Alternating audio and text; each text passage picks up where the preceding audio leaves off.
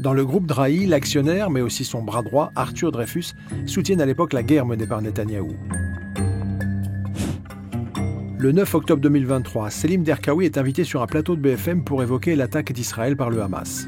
Selim Derkaoui, bonsoir à vous. Selim, nos invités... Je sais que ça a été évidemment très compliqué vu le contexte avec le massacre qu'il y a eu le 7 octobre. Donc moi j'arrive sur ce plateau-là pour parler justement d'Israël-Palestine, nous remettre un peu de contexte justement. Moi j'ai découvert récemment un éditorial du quotidien Haaretz qui pointait la responsabilité de Netanyahou. Il parle de gouvernement antidémocratique d'extrême droite, c'est l'éditorial.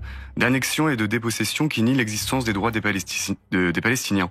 De nombreux Israéliens pensent comme ça. Mais ça justifie oui, pas.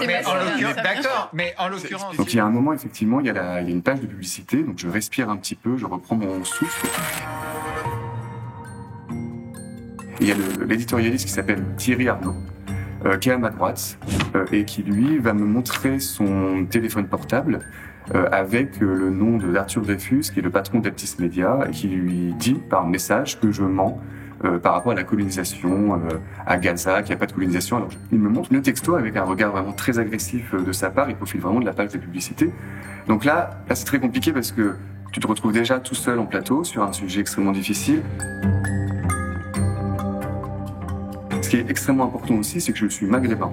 Finalement, je suis vu aussi comme un complice du Hamas dans leur tête, et c'est très explicite parce que moi je l'entends pas, mais c'est des gens qui me le disent après. C'est Arnaud Klasfeld qui est en plateau, qui me dit que j'ai qu'à rejoindre le Hamas. Il n'y a pas d'apartheid en Israël. Si vous pensez qu'il y a un apartheid en Israël, vous avez le droit de le penser. Vous pouvez rejoindre aussi le Hamas si vous voulez. Moi je disais le contraire justement. J'étais en train de vous dire qu'il était minoritaire parmi les Palestiniens eux-mêmes. Il y a une espèce de côté roue libre. Ils ont tellement une peur bleue raciste des Maghrébins en France, et qui là va s'exprimer par rapport à la Palestine en fait. Là ils vont avoir peur, ils vont se dire oui c'est vrai qu'il y a un problème avec Israël-Palestine, un conflit, etc.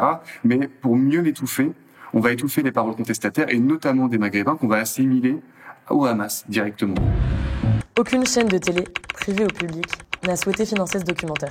Pour que l'on continue d'enquêter, faites un don.